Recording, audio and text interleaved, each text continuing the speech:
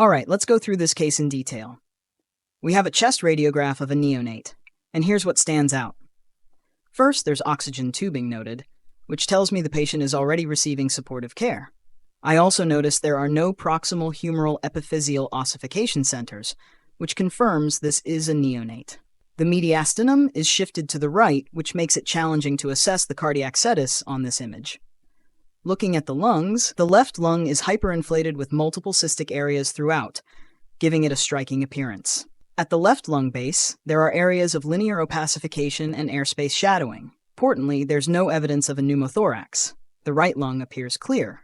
Additionally, I can see a left-sided gastric bubble and a right-sided liver, which is worth noting for cetus orientation.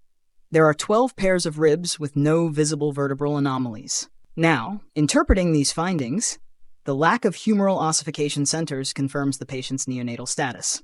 The cystic areas in the left lung with hyperinflation and mass effect suggest a congenital cystic entity. Given the macrocystic nature of the lesions, with cysts measuring less than 2 centimeters, this is most consistent with a congenital cystic adenomatoid malformation, or CCAM, likely type 2. That said, dextrocardia cannot be excluded on this image due to the mediastinal shift. Of course, we need to consider a differential diagnosis. This could include pleuropulmonary blastoma, though that's less likely in a neonate, congenital lobar emphysema, or even a congenital diaphragmatic hernia.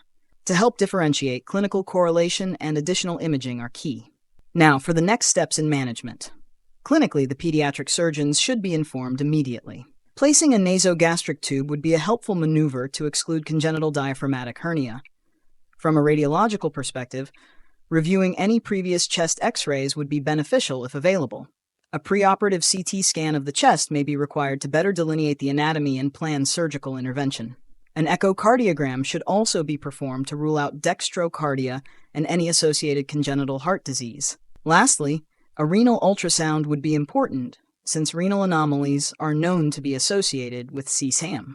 To summarize, this case strongly points toward a congenital cystic adenomatoid malformation, likely type 2, but further imaging and clinical evaluation are essential to confirm the diagnosis and plan appropriate management.